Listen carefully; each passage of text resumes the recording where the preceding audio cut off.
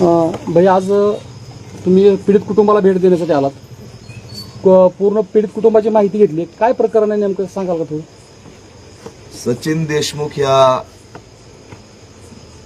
जमीनवाल्या मालकाकडे ते 10 वर्ष सालगडी म्हणून काम करायचे.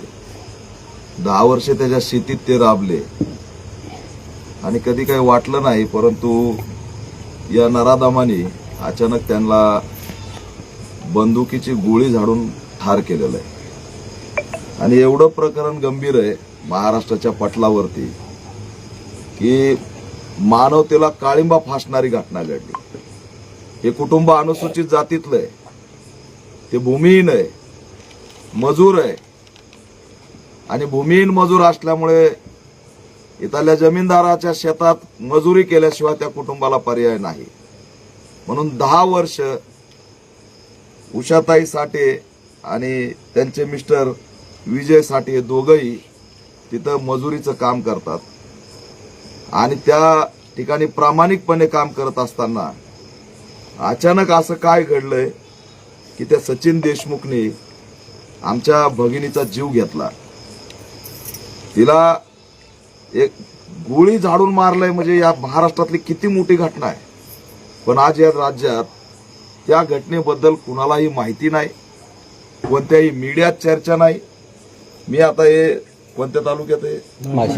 माळशिरस तालुक्यातलं हे प्रकरण. इथं मी आता रात्रीच्या 11 वाजता आलोय, या कुटुंबाला शोधत आलोय. किती भयान परिस्थिती आहे. त्या बिचारीच्या पाठीमाग एक लेक आहे, एक मुलगा आहे, हे कुटुंब आहे. राबली. 35 वर्षाची आमची बहीण होती, ती मातंग समाजाची आहे, अनुसूचित जातीची आहे. हा नराधम सवर्ण आहे आणि अतिशय प्रामाणिकपणे गरीब कुटुंब आहे. त्यांच्या त्या निरागस लेकीला गोळी झाडून मारलंय. कुठे गृहमंत्री देवेंद्र फडणवीस? या राज्यामध्ये मातंग समाजाचं, दलिताचं कशा प्रकारे तुम्ही अस्तित्व संपवताय? याला भीती का वाटली नाही आणि कसं काय मारलंय? आणि त्याच्यामुळे ही घटना एवढी गंभीर आहे की महाराष्ट्राला हादरून टाकणारी घटना आहे.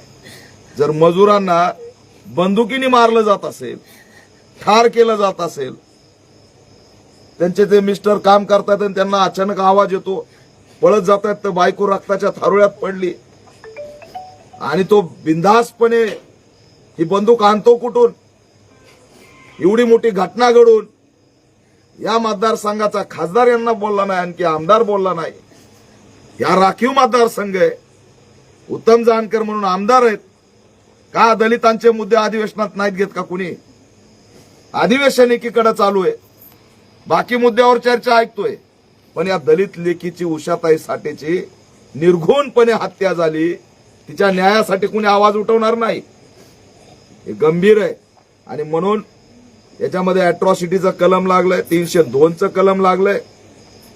मी मागणी करतो राज्य सरकारला, अतिशय क्रूरपणे आमच्या उषाताईला संपवलेलं आहे. आज हे सगळं कुटुंब उघड्यावर पडलंय. या कुटुंबातली प्रमुख म्हणून ती जबाबदारी घ्यायची. आज हे कुटुंब पूर्ण उद्ध्वस्त झालंय. भूमिहीन कुटुंब आहे. सगळा जगण्याचा आधार या कुटुंबाचा हिरावून घेतलेला आहे. आणि म्हणून तात्काळ गृहमंत्र्यांनी या प्रकरणाची दखल घेतली पाहिजे आणि यातला जो आरोपी आहे त्या आरोपींनी पूर्णपणे, हे गरीब आहेत, हे मजूर आहेत, हे दलित आहेत, यांना आम्ही मारून टाकलं तरी आमचं काही करू शकत नाही, या मानसिकतेतून त्यांनी मारलेलं आहे. त्याच्याकडे 40, 50, 100 एकर जमीन आहे आणि त्या बळावरती जातीची माज आणि मस्ती, आणि त्या ठिकाणी यांना मारलं तरी हे काय करणार नाहीत. या सगळ्या जातीय मानसिकतेतून हे क्रूर हत्याकांड या नराधम सचिन देशमुखने घडून आणलेलं आहे. म्हणून आमची मागणी आहे, ज्या पद्धतीने नसरापूरला 50 दिवसाच्या आत झालेल्या घटनेत आरोपीला फाशी झाली, फाशीची शिक्षा झाली, त्याच धर्तीवर उषाताई साठेचा हत्याकांड करणाऱ्या या आरोपीला फाशीची शिक्षा झाली पाहिजे, ही मी या ठिकाणी मागणी करतोय. या कुटुंबातल्या सदस्याला सामाजिक न्याय विभागाच्या माध्यमातून एका सदस्याला शासकीय नोकरी आणि त्या ठिकाणी 50 लाखाची मदत सरकारने तात्काळ केली पाहिजे. आज मातंग समाज म्हणून आम्हाला जर गोळ्या झाडल्या जात असतील तर आमचं जगणं या राज्यात कोणत्या स्तरावरती आहे? अनुसूचित जातीचा कोणताच घटक इथं सुरक्षित नाहीये, लक्षात ठेवा. आज या कोपऱ्यात राहणारं, गाव कुसात राहणारं हे कुटुंब न्याय करत इथं बसलंय तर त्याला कुणी भेटायला येत नाही. किती दुर्दैव आहे. मी या ठिकाणी त्यांचा शोध घेत मला यावं लागलंय. मीडियात सुद्धा आमच्या बातम्या नाहीत, कुठंच आमचा या ठिकाणी आवाज नाही. याच्यापेक्षा ही गंभीर बाब असू शकत नाही. आणि म्हणून आरोपीला फाशी व्हावी. त्याची सगळी संपत्ती काय, त्याच्याकडे 40-50 एकर काय असेल, ती सगळी संपत्ती सरकारने जप्त केली पाहिजे. आमच्या उषाताईचा काय गुन्हा आहे? त्याच्या इतर 7-10 वर्ष हे कुटुंब राबलंय. तिचा गुन्हाच काही नाही. तिला या नराधामाने गोळी झाडली आणि तिथं ठार केलं. एका महिलेला जर या महाराष्ट्रात गोळी मारली जात असेल आणि निर्गुणपणे हत्याकांड या दलित लेकीचं होत असेल तर या राज्यात दलित असुरक्षित आहे, हीच या ठिकाणी भावना मी व्यक्त करतोय. अतिशय क्रूरपणे आमच्या ताईला संपवलेलं आहे आणि त्या ठिकाणी त्यांचा मुलगा सुद्धा, ते बरंचसं दुःख आहे. आता मी शब्दात सुद्धा सांगू शकत नाही. परंतु आता कुटुंब प्रमुख म्हणून त्यांना या सगळ्याची जबाबदारी घ्यायची म्हणून ते संयमाने अगदी या ठिकाणी हे करतायत. म्हणून 10 वर्ष तिथं काम केलं आणि त्यात आमच्या लेकीला त्या नराधामाने संपवलंय. आरोपीला फाशी झाली पाहिजे. यासाठी उषाताई साठेला न्याय देण्यासाठी मी राज्यभर आंदोलन केल्याशिवाय राहणार नाही. या सगळ्या जातीवाद्यांना सरकारला सांगतोय की तुम्ही अनुसूचित जातीच्या पाठीशी, मातंग समाजाच्या पाठीशी इथं कुणीच नाही असं समजू नका. मी शेवटपर्यंत त्या कुटुंबाला न्याय दिल्याशिवाय राहणार नाही. माझ्या बहिणीला साथ द्या, माझ्या बहिणीला न्याय द्या. सरकार कुठं आहे तुम्ही? तुम्हाला कोणी बहिणी लेखी नाहीत का? तुमची जर एखाद्या बहिणीला काय झालं, भाव कशासाठी असतो? तिथं साथ द्यायला असतो, तसं माझ्या बहिणीला भावाहूनच साथ द्यायला या, एवढी आमची विनंती आहे. एका बाजूला सरकार लाडक्या बहिणीच्या गोगोवा करून सर्वत्र लाडक्या बहिणी चर्चा करते. आज लाडक्या बहिणीचाच खून करण्याची वेळ सरकारवर आली असं वाटतंय. अहो, दलित आमच्या कुणाच्याच बहिणी नाही. तो आम्ही एवढे नाकारलेलो आहेत की दलित यांच्या बहिणी नाहीयेत. दलित जर बहिणी असत्या तर अधिवेशनात मुद्दा नसता का? त्याची धिंड निघली नसती का?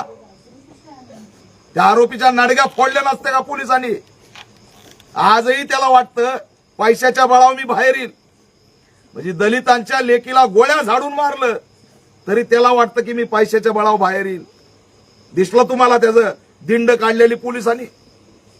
दिसला तो आरोपी? या महाराष्ट्रात दलिताच्या लेकीची दयामाया कुणालाच येत नाही. परवा दिवशी चिखलीला जाऊन आलो. बौद्ध समाजाची एक उषाताईच्या वयाची दुसरी उषाताई आहे, तिचं नाव सुद्धा उषाताईच आहे. दोन्ही हात मोडलेत आणि तिच्या गुप्तांगावरती हल्ला केलाय. हे कोणतं रॅकेट आहे महाराष्ट्रात? महिलांना संपवणारं कोणतं रॅकेट आहे? हे सगळे नाटक आहेत. लाडकी बहीण यांना मतासाठी लागते आणि दलिताची लेख तर यांची कुणीच नसते. म्हणून आम्हाला न्याय नाही. खैरलांजीचे 25 वर्ष गेले, सुरेखाला न्याय नाही. आता उषाताईसाठी आम्हाला संघर्ष करावा लागतोय. त्याच्यामुळे त्या आरोपीची संपत्ती जप्त करा आणि जर नाटकं केले, न्याय जर दिला नाही तर आम्हाला पॅन्थर स्टाईल भूमिका घ्यावा लागेल. हा इशारा सुद्धा सरकारला देतोय. त्यांना काय सांगाल, काय घडलं होतं नेमकं?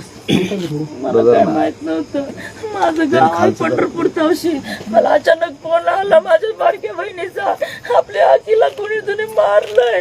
मला सुचलं काय. माझ्या नवऱ्याला पटकन चला म्हणलं. माझी लेकरं घेतली, मी पटकन आली तशी दवाखान्यात गेली. माझ्या बाईला दवाखान्यात टाकली होती. माझी बाई पूर्ण संपलेलीच होती. मी पळत गेली, माझ्या बाईला बघितलं. माझ्या बाईला लय लागलेलं होतं. माझ्या बाईच्या इथनं गोळी अशी गेलेली आहे. बाईनं माझ्या हात आडवा लावलेला होता. जीव वाचवायसाठी गोळी माझ्या बाईच्या ह्याच्यात गेलेली होती. मी पूर्ण माझ्या आईला बघितली, माझी काळजाला बघितलं, माझी मोठी बहीण होती, माझी बाई, माझी चिमणी. तिथे तुला कधी कळलं आणि काय सांगू इच्छित तू? द्या माझ्या बाईला. पंढरपूर माझं म्हणजे पेंढापूर आहे माझं माहेर. असं ज्यावेळेस माझ्या पप्पाने फोन केला की बाळा ये, मम्मी गप्प पडली, त्यावेळेस मी एक क्षणात लगेच इथे आली. त्यावेळेस मला काही माहिती नाही, मला धावलं पण नाही. ज्यावेळेस संपली मम्मी माझी, त्यावेळेसच मला कळलं की संपली मम्मी म्हणून.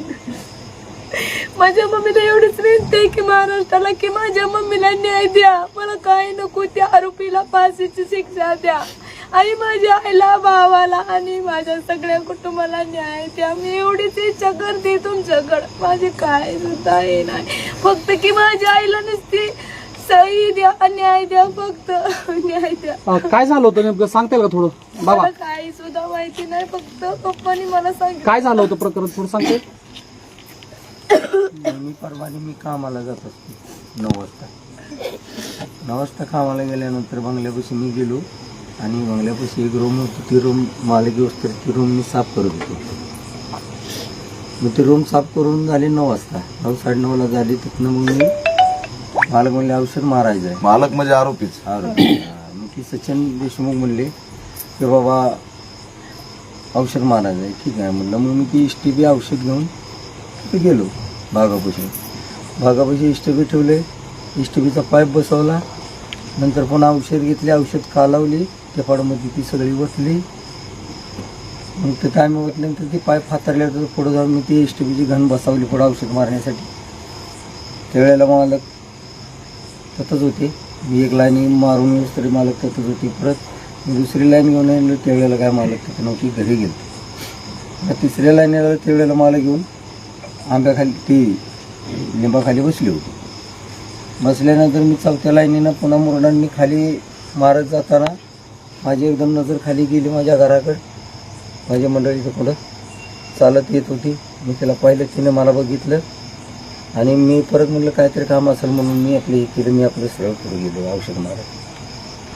त्याच्यानंतर मला एक 4-5 झाडं मी औषध मारलं की एकदम मला फटकीन आवाज आला, एकदम बार झाल्यासारखा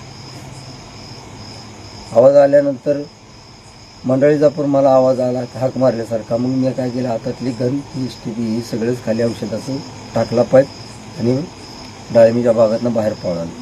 बाहेर पळाल्यानंतर मला पूर्ण माझी मंडळी रक्ताच्या थरोळ्यात पडलेली होती. मग मी तिच्या आवरायसाठी काय करू म्हणून हात असा लावला. मग तिथे एक साडी होती, ती साडीने तिचं डोकं धरले. मग तिला मांडवी घेतली. तिथं सचिन देशमुख ही होते आणि त्यांच्या हातात पिस्तूल होती आणि ती पिस्तूल त्यांच्या हातात असताना तरी मी म्हटलं, बाहेर तुम्ही असं का केलं? एवढं म्हणल्यानंतर सचिन देशमुख तिथनं फरार झाले. तुमच्या मंडळीला मारल्याच्या नंतर पिस्टल हातामध्ये आरोपीच्या होतं का? होतं. याच्या अगोदर कधी चर्चा होती का त्यांच्याकडे पिस्टल आहे किंवा नाही? नाही तुम्हाला कशी ऐकण्यात वगैरे होतं का? नाही, त्यांच्याकडे म्हणजे होते.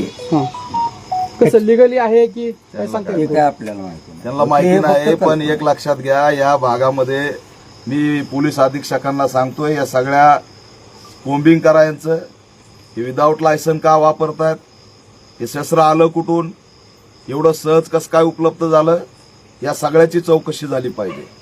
या अशा बंदुकी इथं या माळशिरस भागात मिळतात कशा?